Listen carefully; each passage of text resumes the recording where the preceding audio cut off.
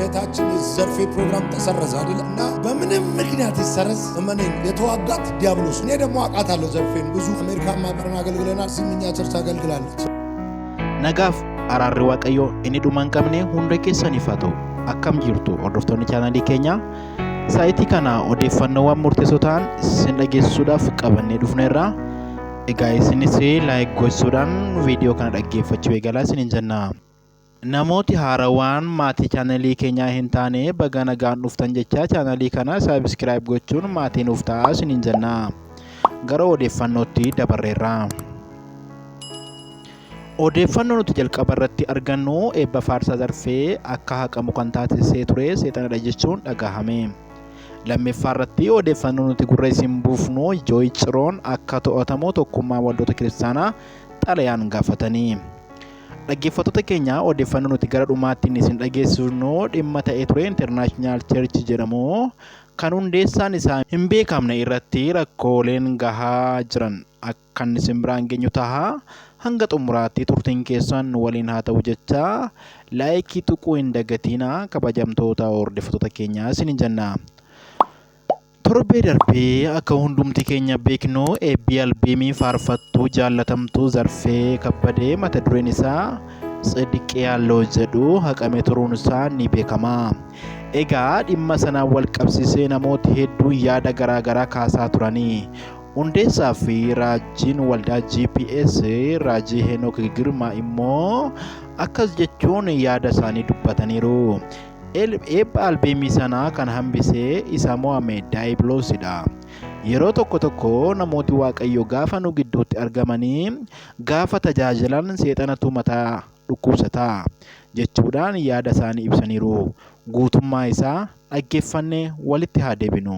ምሳሌ ትናንት ነው እሁድ የእህታችን የዘርፌ ፕሮግራም ተሰረዘ አይደል? እና በምንም ምክንያት ይሰረዝ እመነኝ የተዋጋት ዲያብሎስ። እኔ ደግሞ አውቃታለሁ ዘርፌን፣ ብዙ አሜሪካ ማህበርን አገልግለናል፣ እዚህም እኛ ቸርች አገልግላለች። ጃይንት ከሆናችሁ ሰይጣን ፋይት ያደርጋል፣ በጣም ዲመን ፋይት ያደርጋል። ከባድ ነው። አንዳንድ ሰው ታውቃላችኋል፣ አንዳንድ ሰው መዳኑ እኛ መሃል መሆኑ ብቻ ለሰይጣን በሽታ እና እንደዛ አይነት ሰዎችን ማበርታት አለብን። በምንም ይሁን እኔ እናት ቤተክርስቲያን ነች፣ ሙሉ ወንጌል እኔ እናት ቤተክርስቲያን ምንም ይሁን ግን ዲመን አታክ ሊያደርጋት ነው ይሄንን ያደረገው። በጣም ወጪ አውጥታለች አውቃለሁ። ፐርሰናሊም ነግራኛለች። ስለዚህ አሁን የፊታችን እሁድ የሷን ፕሮግራም ያበላሸውን አጋንንት የምንበቀልበት ፕሮግራም የኔ መንፈሳዊ አባት ቢሾፕ ዴቭ ጋር መካኒሳ ያለው አጥቢያ ላይ እናደርጋለን። ፕሮግራም በጄፒኤስ ቴሌቪዥንም ማስታወቂያው እንዲታይ እናደርጋለን። ሶሻል ሚዲያ ላይም የኛ ፔጆች ላይም ይደረጋል። እኔ በምን እንደማቅል እንገራችሁ። ዘርፌ አንድ ቀን እኛ የጄፒኤስ ፋሚሊ ናቸው ፕሮግራም ሁሉ ሲደረግ ምንም ተቃውሞ ልክ ዘርፌ ማይክ ይዛ የኔናር ስትንጫጫ እግዚአብሔር ምስክሬ ተንጫጫ። ኩሽና ሁሉ እቃ ኮኮኮ ትልቁ ጎላ ድስት ውስጥ ሁሉ ይገባል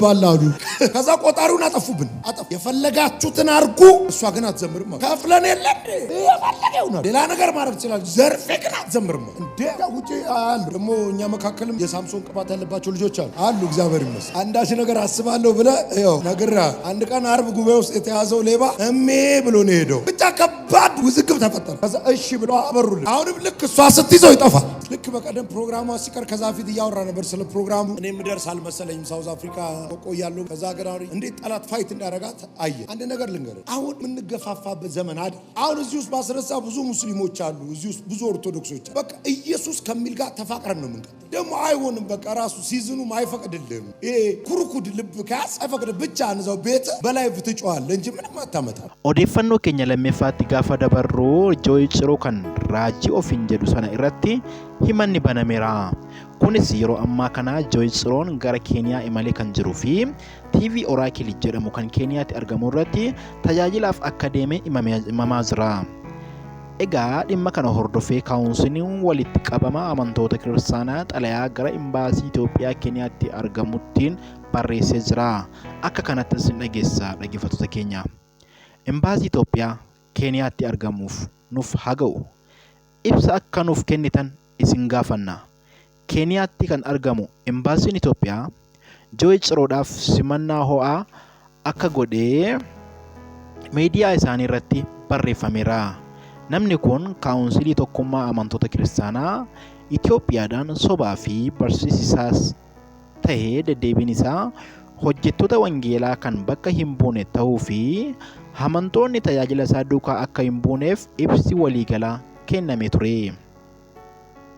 Haa ta'u garuu imbaasiin Itoophiyaa Keeniyaatti argamu simannaa guddaa nama kanaaf godheera. Kanaaf simannaan ho'aa kun akka tajaajila yookaan hojjetaa wangeelaa tokkotti godhameef moo dhimma biraadhaaf akka inni dhufeettidha.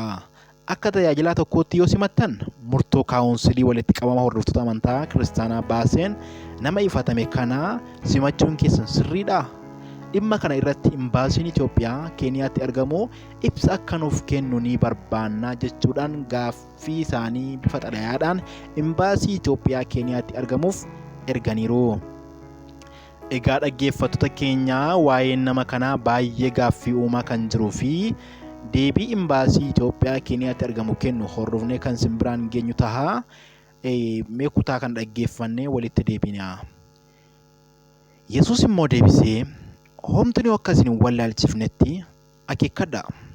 Baay'een ani masiidha jechaa maqaa kootiin hin dhufu. Namoota baay'ees hin wallaalchisu. Wangeela Maatewos boqonnaa 24 lakkoofsa 4 fi 5 irra. Ta'ee ture International Church Page'n jedhamu maxxanfamaa jiru namooti hedduun lola fooniin mul'atu keessatti akka seenaa jiranii fi dhimma ulfaataa hamma lubbuutti ga'e kan doorsisa meeshaa of keessaa qabu akka geggeeffamaa jiru argaa jirra. Egaa namoota hedduun maxxansaalee guffachiisoo karaa fuula sanaa maxxanfamuun inni kaan gaa'ela diigaa, kaan wal miidhaa, kaan tajaajila dhiisaa, kaan immoo amantiilee dhiisaa akka jiru baay'een keenya ni beekna. Fuulli Facebook sana eenyu akka maxxanse beekamuu dhabuusaa irraa kan ka'e namooti shakkiidhaan walirratti dhaadataa jiru. Akka fakkeenyaatti maxxansi obboloottan keenyaa hojjetaa wangeelaa Kumarraa Asaffaa fi barreessaan Eebbisaa Baayisaa karaa miidiyaa isaanii maxxansan waan baay'ee ulfaataa akka geggeeffamaa jiru kan namatti agarsiisudha. Maxxansa isaanii kana keessaa muraasni isin dhageessaa. Ani fuula kana akkuma nama kamuu miidiyaa hawaasaarraa argeera. Dhugaa dubbachuuf fuulli kun kan eenyu akka ta'ee fi eenyu akka hoogganamu waan an beeku hin qabu. Nama dhuunfaa haa ta'u garee eenyu akka ta'e hin beeku. Eenyummaa isaa baruunis hagas mara barbaachisaadha jedhee waan ani itti namannee fi itti dhiphadhee hin beeku. Eenyuyyuu haa ta'u eenyu namni kamuu waan sammuu isaatti amane gochuuf bilisummaa qaba jedheen amana. Eenyummaa namichaa yookaan namoota sanaa baruu osoo hin taane dhuunfaadhaan ejjennaa waa'ee fuula sanaa qabu ibsachuutu barbaachisaadha. Ani akka nama tokkotti hojii fuulli kun itti jiru ilaalchisee ejjennoowwan waliin hin deemne laman qaba.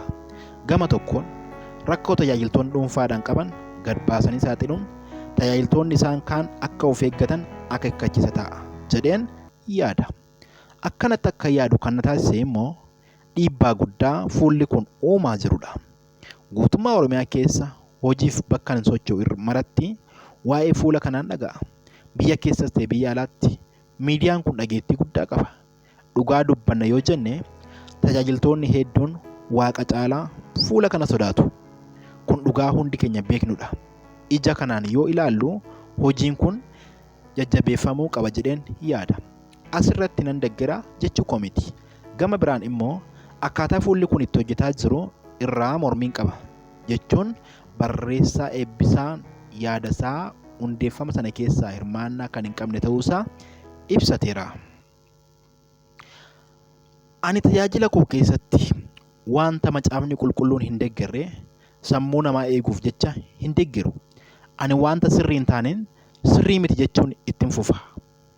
Dhimma peejii kanaan wal qabsiiftanii shugguxxiis hirree keessaniinis nama hin sodaachisina.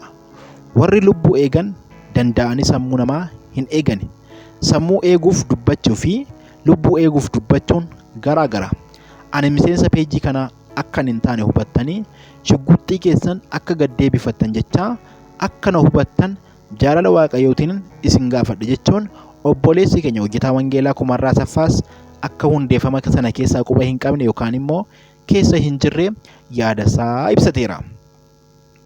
Egaa dhaggeeffattoota keenya miiraan walitti dubbachuu caalaa macaafa qulqulluudhaan walitti haa dubbannu haa kadhannus jecha odeeffannoo saayitii kanaaf qabannee dhufne kanuma hanga ammaatti dhageessanii odeeffannoo biraan hanga walitti deebinutti namooti haarawaan gidduutti gara chaanalii keenya dhuftan saabskiraayib godhaa odeeffannoon yeroo yeroon akkasiin qaqqabuuf jecha mallattoo bilbilaa tuqaa isiniin jennaa eebbifamaa turtii gaarii waaqayyo isin eebbisu.